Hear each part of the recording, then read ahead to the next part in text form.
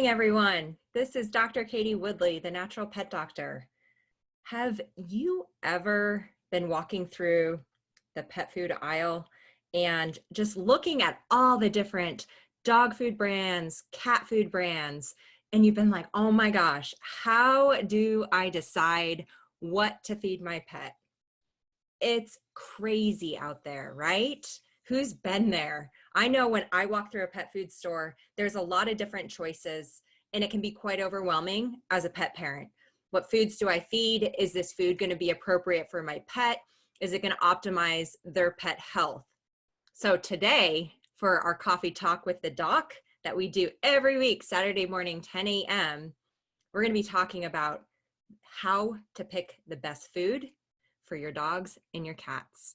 So thanks for being here. This is July 4th, so happy July 4th weekend. If you're here, I appreciate you showing up. I love that you're here to help your pets and help them thrive.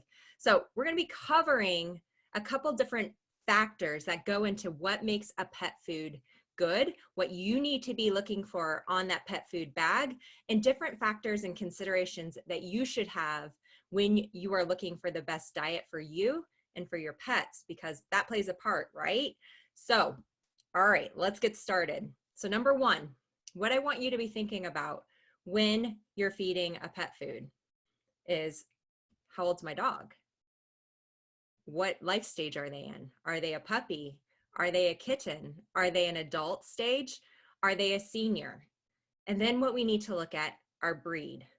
So not every breed is the same, right? Let's talk Basset Hound versus a Australian cattle dog. Very different. When we talk about large breed, giant breeds, we have small breeds. So a Chihuahua is going to be very different from a Great Dane.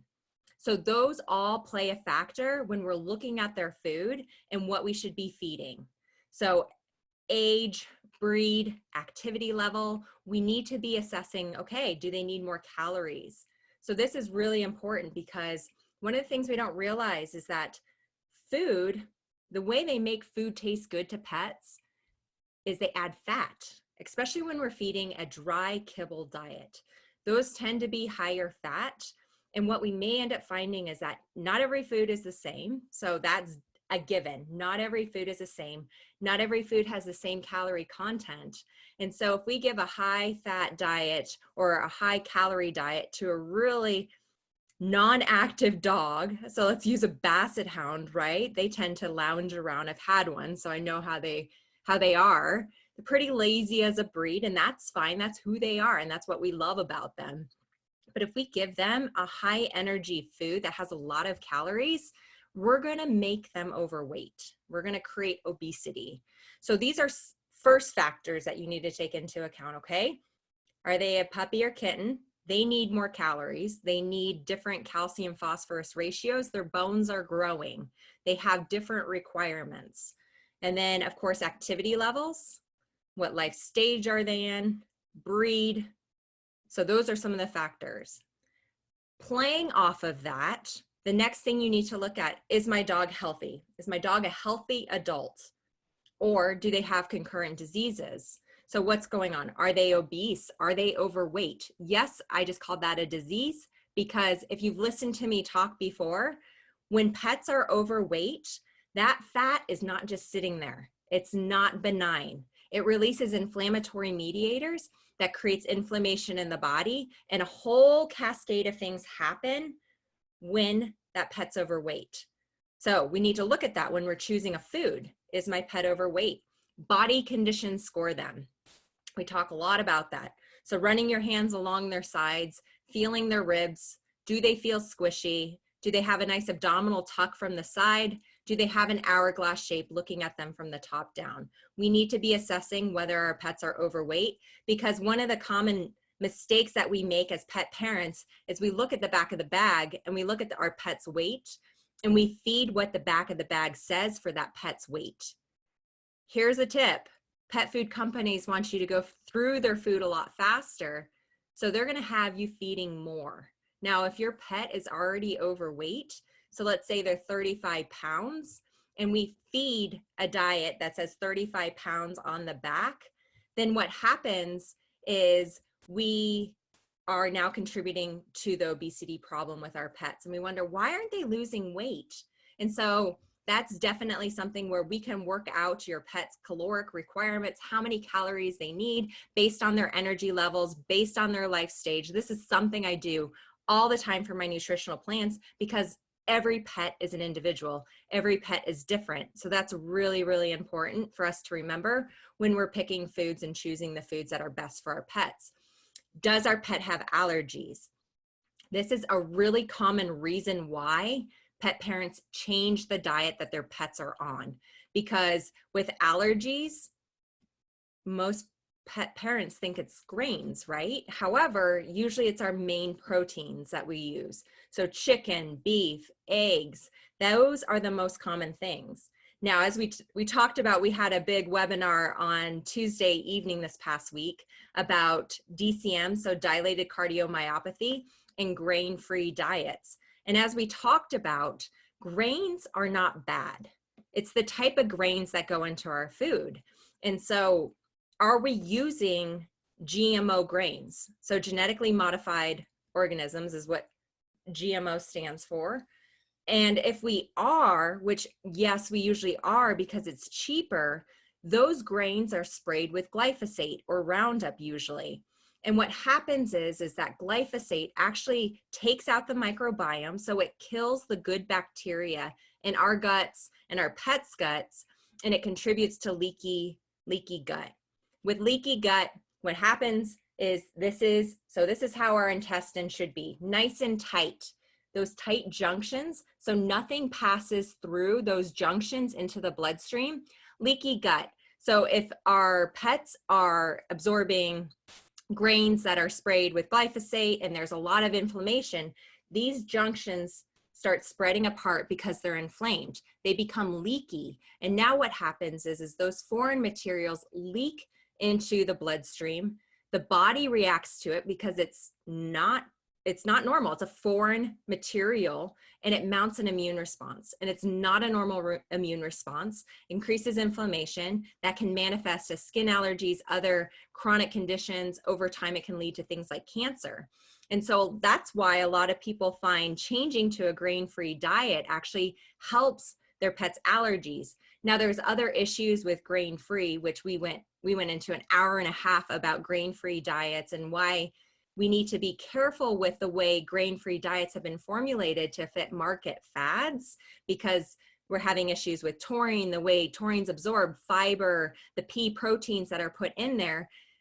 So we need to look at all of that. So if your pet has allergies, there is a way to use food as medicine. It may not necessarily mean that putting them on a grain-free diet is the best way to do that, but that's something that I do with my nutritional plans and utilizing food therapy. If your pet's hot and itchy, we want to use foods that are cooling. So those would be things like grown above the ground. We use cooling meats. We may stay away from chicken potentially because that's a hot, energetic meat. We may use things like turkey, which are cooling to the body. So there's a way that we can look at the foods and utilize them based on what your pet is experiencing. So we use food as medicine, because remember, food is the foundation for health. So that's really important to take into account. The other factor you must look at when we are analyzing pet foods is, what are those buzzwords? So what do I mean by this? So these are like the things that companies will put into the labels to draw our eyes to it as a consumer. And if we don't know what those buzzwords truly mean, then we're out of luck. So, okay, for one, let's take, for example, chicken dog food. So a name like that on the back of the bag or on the front of the bag, so if this is part of the label, so this is the name of the food, so chicken dog food, that has to comprise 95% of that total product. So if we have beef dog food, that means that has to comprise 95%.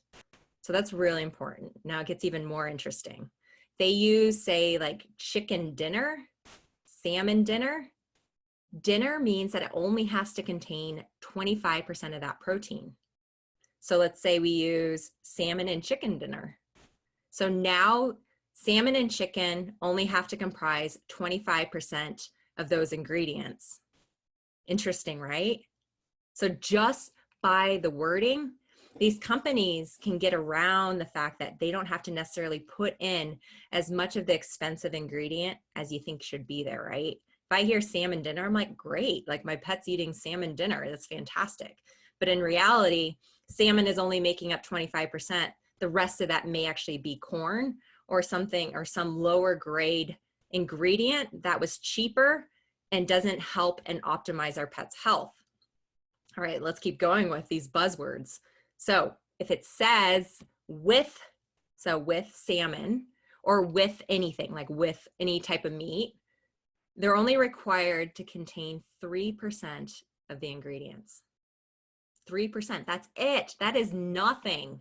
And so when we're looking at these foods, there's all sorts of little tricks and things that companies will use, and they'll use certain words because that feels good to us as a consumer, right? I love knowing that my pet is eating dinner with me. That's fantastic. We eat dinner together, except for I'm now filling up my pet with fillers and potentially things that might have other bad items in them that don't help their health. And then finally, beef flavor. So when you see beef flavor, so this is most likely probably going to be on the ingredient list, but you might see it on the front if they're saying, okay, let's say chicken dog food with beef flavor. That only requires a trace amount that a dog or a cat can detect to be in there. And so these little buzzwords, and there's a lot more, they can indicate that maybe there's not as much in there as we thought there was. And so this is really, really important to look at. You can take a look at the FDA site. So the FDA is the one that kind of regulates all the food, kind of half regulates. Then we have AFCA, which we'll talk about in a few points from now. But you can go to the FDA site and look up, okay, what do these mean? There's lots of blog posts about it. We also talk about some of what these ingredient names mean in some of the blog posts that we've written and some of the videos that we have in our membership too. You must learn to read what the ingredients mean. And so we have a blog post on main ingredients and what they mean in your dog's food. Check that out at thenaturalpetdoctor.com. However, let's talk about meat versus meat meal. When we see chicken, chicken means it's the undehydrated version of chicken. It's 75% water. It has not been dehydrated and extruded to make a kibble component. And so when I look at the ingredient list, I'm like, I want to feel good about the food I'm feeding to my pets, right? Who's here with me, right? Like, who else wants to feel good? I want to know I'm giving my pet something that they're going to use, that their body's going to optimize, their health is going to be good while they're feeding this, or while we're feeding it to them, while they're eating it. And so I want to see meat within those first few ingredients. Number 1, number 2, and number 3. We should see meat as the majority of the diet. So let's sidetrack briefly because this is important. Cats are obligate carnivores. They need meat. They don't do well off of a vegan diet. They need meat. They are not vegetarians. What they will eat though, for fiber and digestive enzymes and probiotics, is they will eat the fermented gut contents. So if you ever, like, the ideal food for a cat is a mouse. Like, I don't recommend going out and getting the mice and like releasing them in your house. That's ridiculous. However, when we look at what a mouse is, what it's made of, this is ideal food for your cats. So when we look at a dry food, it's not necessarily ideal for them, right? It's higher carbohydrates, it's dry food. Cats don't eat dry food. So we have to keep that in mind. Now, dogs, they're more omnivorous. So they've adapted with us. They have evolved with us to be able to break down carbohydrates. So they get their energy from carbohydrates and also from fat and protein predominantly. That's their main go-to. However, they can utilize carbs also. So they secrete amylase and other digestive enzymes from their pancreas so they can break these down. Now, it doesn't necessarily mean that their diet is optimized from feeding carbs. The way their diet is optimized is by feeding alongside ideal proteins and fats, is feeding a variety of vegetables. So the reason why vegetables are so good to dogs is that we are giving them the phytonutrients that they need. This is more trace minerals and vitamins that they're not going to get from eating a meat and bone and even just an organ diet. The phytonutrients are very valuable, and studies show that dogs will live longer with not just a meat, bone, and organ diet. So even these raw diets, I like raw diets, but we need to be adding fruits, a variety of fruits and vegetables into these dogs' diets to optimize their health. So going back from that sidetrack, when we look at these ingredients that are on the back of the bag, I look at it and I see blueberries and I'm like, oh, blueberries are so good for my health. I love that they thought like blueberries would benefit my dog. That's fantastic. What that food company is doing is probably, I would take bets on it that 9 times out of 10, that company, what they've done, especially if it's a kibble, is they put blueberries in there, but it's less than 1% of that diet. And they put it there because it makes you feel good as a consumer. However, we have to keep in mind that the ingredients that are listed on the back of a bag of food don't show the digestibility and the bioavailability, meaning how well those are absorbed into your pet's body and utilized to optimize their health. So we have to keep that in mind. So that makes it even more confusing when we look at pet foods, and now you're like, what the heck do I look at and what do I buy, right? So, okay, meat versus meat meal. So meat, we just mentioned. So chicken, 75% water. We extrude it, we remove the water, we put it under high heat. Now we have this beautiful bronze kibble.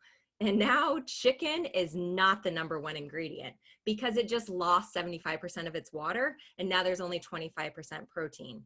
So if we're not seeing other proteins, including chicken meal and other things in that first 5 ingredients, chicken ain't #1, unfortunately. So if you see like some type of chicken meal, that's dehydrated. So that 75% of water is already extruded. So we know that that concentration, that weight is already there. So that ingredient list is based on weight. Your #1, your #2, they're all based on weight. So you can feel good knowing, okay, like I see chicken, chicken meal, I see turkey, like there's probably going to be mixed proteins. That's very, very common in a lot of the foods. So you'll see either 3 or 4, sometimes even 5 different types of proteins like chicken, beef, pork, turkey, salmon. And then, you know, if we're dealing with grain-free diets, that's where you see pea and pea proteins and legumes and chickpeas that are replacing the grains. And so if we see those within the first 5, sometimes 10 ingredients, and they're taking up a majority of the proportion of ingredients, that's where we can potentially have problems with heart issues, which we went way in depth the other night on. So that's important when you're reading that. And now we're not going to go into what those names necessarily mean, like byproducts and all of that. That's in that blog post, so check it out on thenaturalpetdoctor.com. But we don't want that first ingredient to be grain. If we are feeding a grain diet, like I mentioned, grains aren't bad. They're not bad for us. If we're eating grains that aren't GMOs, they're not sprayed with pesticides, those grains have a lot of great properties that help our pet's health and can actually help our health too. So I utilize grains in a lot of home cooked diets. And I do have a lot of pet parents like, aren't grains bad? Not if we're using the organic grains that are not affected by pesticides and lead to that leaky gut we talked about.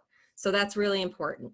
Also, if you guys are here, post your questions because I'll make sure I get to them once we go through this list. And I want to make sure I answer your questions. So grain-free, we already talked about that. So there's a huge debate right now. Is grain-free bad? Is grain-free good? Doesn't grains cause more allergies in our pets? So we talked a lot, an hour and a half on grain-free diets and how it can be related to dilated cardiomyopathy. There are a lot of things that we don't know. However, we do know that grains sprayed with pesticides and GMOs can lead to leaky gut, which can lead to problems. So feeding a grain diet isn't necessarily the answer to everything, especially if your pet has done better switching to a grain-free diet. We have to keep in mind when we are feeding grain-free diets, what is that company replacing the grains with? That's really important. Is it a cheap pea protein filler? Because guess what?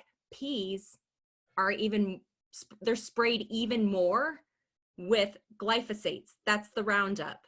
So we need to keep in mind, we may be putting these chemicals into our pets' bodies and creating more inflammation by using some of these grain-free diets. The other thing is, we showed some research studies that the digestibility of these proteins and the taurine, ability for taurine to be produced in the body, the precursors, so cysteine and methionine that are needed to make taurine, they can be blocked or there's not enough in them because your pea is low in these precursors. It's high in fiber, and a lot of these diets are over 40% fiber.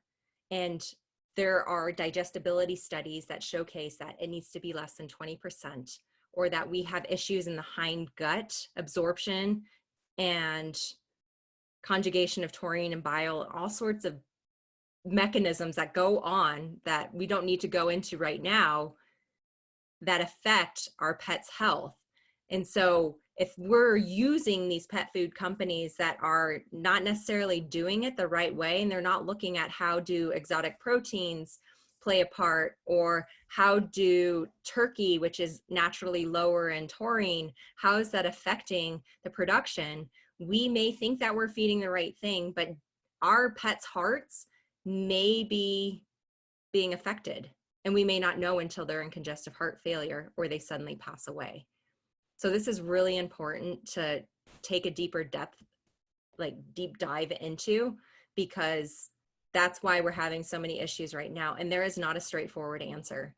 However, we can do our part by being educated and empower ourselves and do what's best that we know of for our pets, and not just go along with saying all grain-free is bad, because it's not.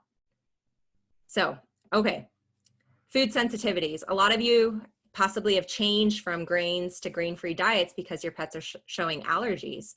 So what do those look like? Paw licking. Who has a dog that licks their paws and is scratchy and gets ear infections? They get gunky eyes. Right now in the US, we have a lot of allergies. There's a lot of problems with allergies right now.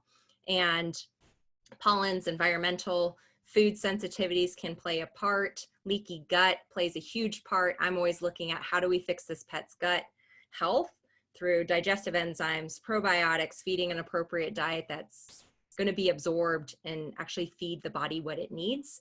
So if you have a pet that has these allergy issues, regardless of an environmental food sensitivity, there's an underlying inflammatory basis for it. So we can look at food as healing, and it may not necessarily be feeding a kibble diet. So there's all sorts of different diets, ranging from raw to air dried to dehydrated, home cooked, grain-free, grain diets, canned. There's all sorts of diets out there. And not everyone can do raw. Not every pet can tolerate raw. Not everyone can do a home cooked diet that's balanced. That's number one. An unbalanced home cooked diet is probably the worst diet for your pet. And so that's the importance of finding what works best for your pet, what works best for you, because it has to work for you. It has to work for your budget in order for it to work overall. And so that's what we look at as a veterinarian, and looking at food as medicine. What is the most optimal way to feed your pet that will help them? So that leads into homemade diets. An unbalanced homemade diet is the worst diet that you can feed your pets. And I see this all the time. You're trying to do the best for them. You're possibly scared of the ingredients that are out there. I just talked about all the pesticides and glyphosate that's sprayed, the GMOs, the chemicals that are potentially in the food.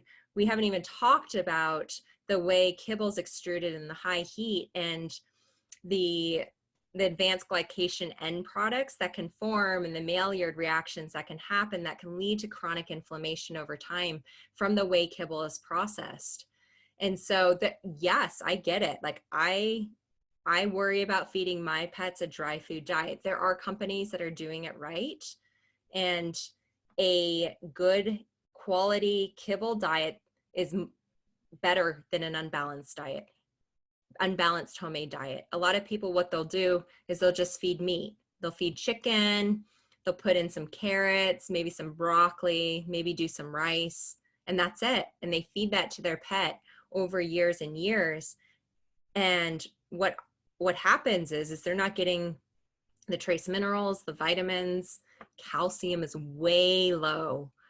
So when we do hair tissue mineral vitamin analysis tests on a lot of my patients to see, okay, let's see where your pet's body is at. Is it being optimized with the food that we're feeding? And the calcium is so low on so many of these pets. Also, iron is really low. So we see a lot of pets that become more lethargic and tired on their walks. And like their iron is so low. We need those red blood cells to carry the oxygen throughout the body. And that's why they're so tired. And if we're not feeding the body enough calcium, the body will take it from the bones. So in people, we see things like osteoporosis. In pets, we can have, angular limb deformities. In our puppies, if we're not feeding the right calcium ratios, or if it's too high in phosphorus. So when we're feeding predominantly meat-based diets without adding in a source of calcium from bones or eggshells, we have major issues. So feeding a home-cooked diet, unless it's balanced, don't go there. You can supplement your food. So if you're feeding a kibble diet, adding in vegetables, so feed the rainbow. It's the same with us. And why we do that is because we get different phytonutrients, we get different minerals, we get different vitamins when we feed orange vegetables, when we feed green leafy vegetables. So things like kale, spinach, Swiss chard, zucchini is going to provide different nutrients. And so when we're feeding all sorts of different things, we can feed the body what it needs that it can't get from just meat, bones, and even organ meats. Organ meats are a great way. They're kind of like nature's vitamin. So those are good to put into the diet. You don't want to go in excess because that can create issues, especially with like liver being high in vitamin A. So there can be other things that can happen there, but we can definitely utilize these plants and these vegetables to help fill where there's deficiencies in that pet's diet.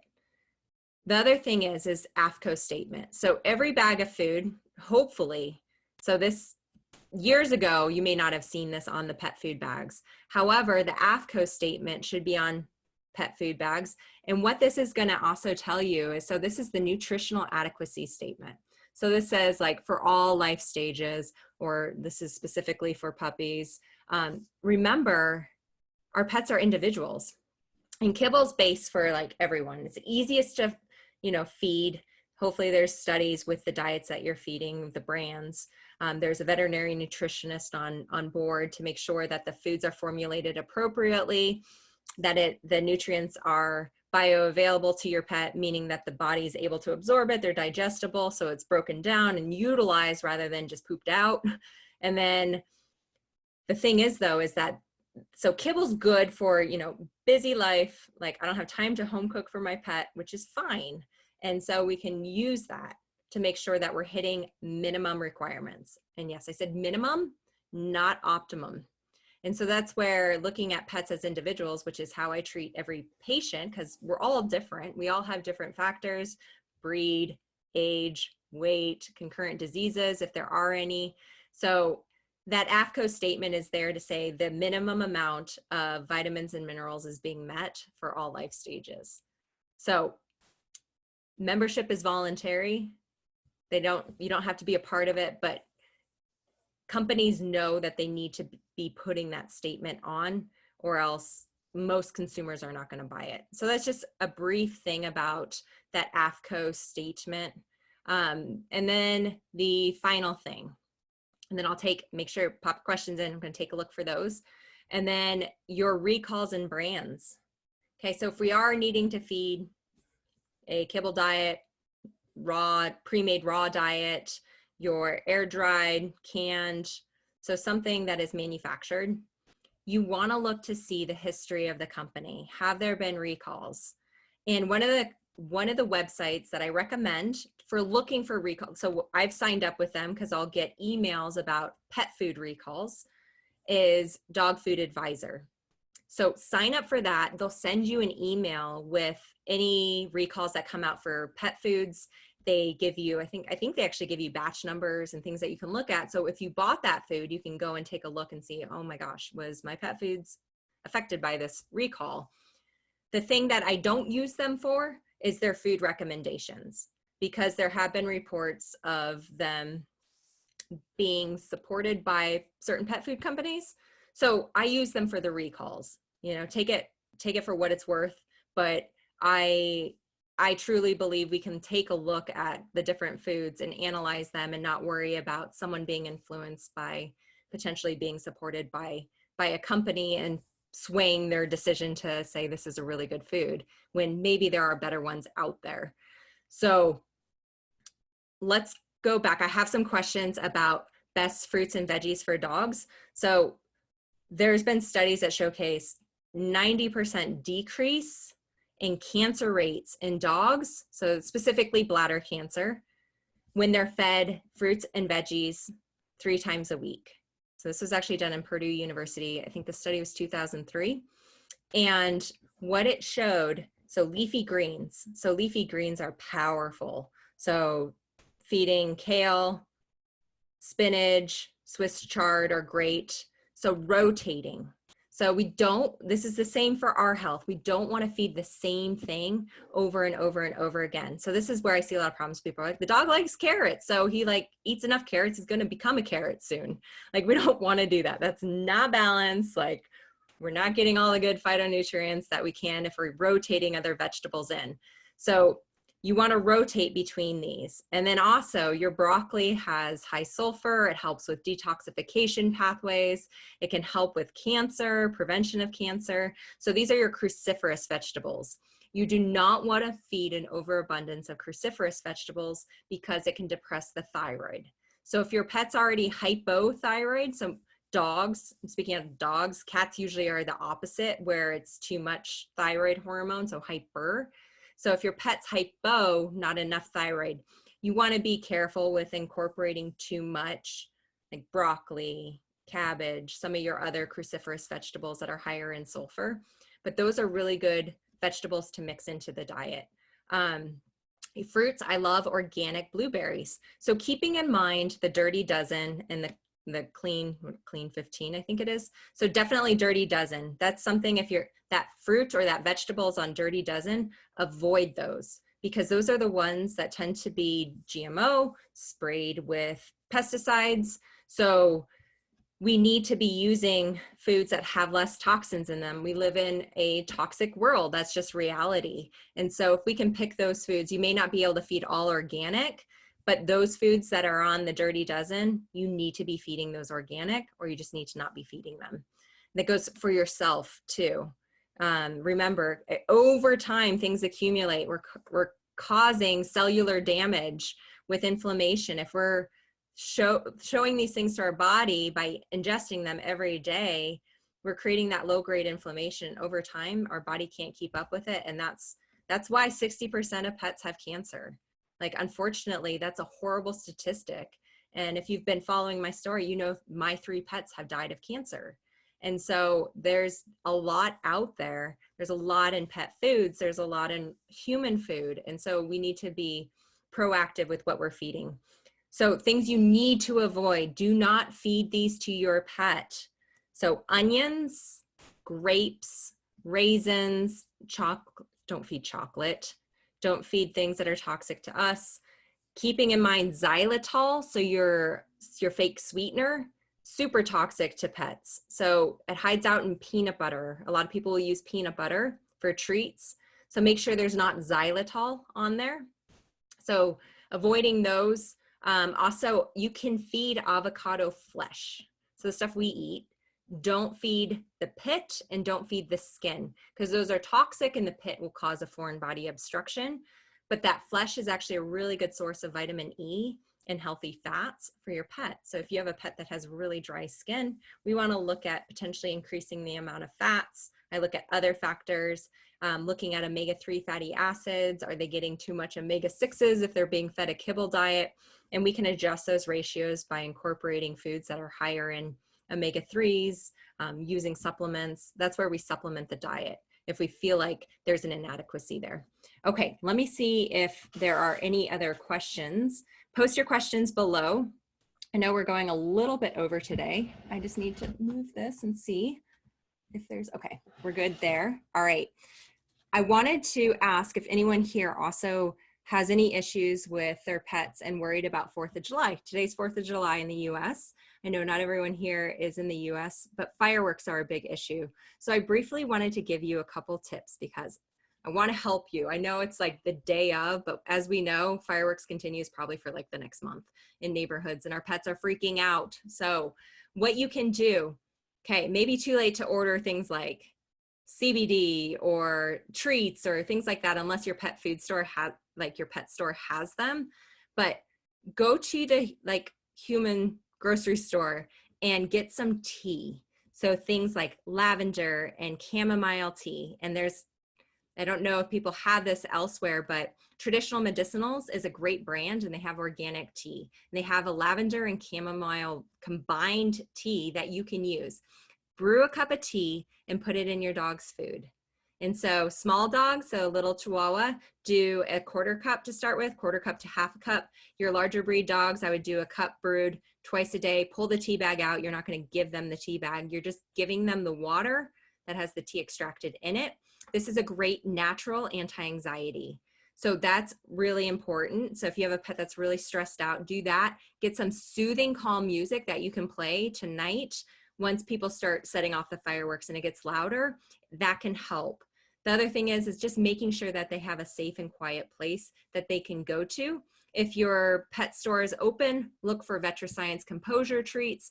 Those can be utilized alongside the tea, alongside the calming music, thunder shirts if they're selling those. So maybe going to like Petco or one of the other, I'm forgetting the name of it, PetSmart. So some of your other bigger stores that are probably still open today, and using all of these together to help de-stress your pet and keep them as calm as possible. It's not as strong as using a drug, like an anti-anxiety drug. However, the combination can sometimes help. I see another question. Can freeze-dried blueberry powder be added to dog treats? Yes, definitely. So making sure that they used organic blueberries. So definitely see if it should be on the label if it's organic. If not, call the company, find out. Some dog treats that I love using, especially during summer, is getting goat's milk. So goat's milk is fantastic, and taking a little bit. So 1/4 cup, mixing it in with a can of pumpkin, so unsweetened pumpkin, and then also using almond butter. I like almond butter over normal peanut butter because it doesn't have the mycotoxins in it. So most peanut butter is contaminated with mycotoxins. And so, but by using organic almond butter, we can avoid that and we get the benefits of the vitamin E and in almonds, and it's still tasty and our pets still like it. So mix those all up, I would just put a big tablespoon of almond butter in there, mix it up, put it in ice cube trays and freeze it. And it's a nice, tasty treat. My dog used to love them. This is great. Also, I love this. So Alfie, thanks for sharing that. I make mint tea for my dog when he has an unsettled tummy, homemade with fresh mint leaves. That is fantastic. So there's a lot of things that we can use. Plants, plant therapy. I do herbal medicine. It comes from plants. Guess what? Most conventional drugs have come from plants too. So there's so many great ways that we can utilize these. I love using teas. And the nice thing is you can go to the store and use the human brands and it's nice and cheap. So mint tea, peppermint tea is really good for an upset belly. So that might happen with these pets getting really stressed during this time with fireworks and the thunderstorms. A lot of dogs will get symptoms like IBS in people where they get really stressed and then have an upset tummy. So mint tea, ginger tea, really good. Ginger is good for the stomach if they're feeling nauseous, so the upper GI tract. Chamomile's more beneficial for the lower GI tract. Slippery elm and utilizing those. So food as medicine. Also check out our post about that we did on our blog about the 11 foods to help naturally reduce anxiety in dogs. So you can add those into your normal pet's food. Keeping in mind food therapy takes longer to take effect, but if you're utilizing that alongside these other sources, so the Thunder Shirt, the diffusing essential oils in an open space, utilizing VetriScience composure treats, some of the other natural anti-anxieties, rescue remedies, another really good one to try that's really safe for your pets. They have a pet version. Using these all together will give you better results than just trying it one off by itself. So I know we started with food, ended with a little bit of anxiety, but I wanted to touch on that briefly since I know tonight's going to be a really stressful night for a lot of pets. Make sure your pets are in a safe place. They can't get out of your yard. Keep them inside. So many pets escape and get lost, get hit by cars tonight because they're scared and they don't know where to go. It's like the world is ending to them. So make sure they have their tags on. Make sure they have their collars on. If you're having a barbecue or a party, make sure they're inside and they don't just slip out the door because it can be really hard to find a scared pet. But hope you guys found that helpful. We'll do this again next week. If you want to learn more about grain-free diets in general, allergies, cancer prevention, definitely check out our Natural Pet Tribe membership. You can find that, you can join all of us there every single month for our live webinars, and you can watch them over and over again. And go to thenaturalpetdoctor.com. Make sure you follow us here. Check out our YouTube site also. So Dr. Katie Woodley, the Natural Pet Doctor. Have a great 4th of July weekend, and we'll see you guys next week. Take care.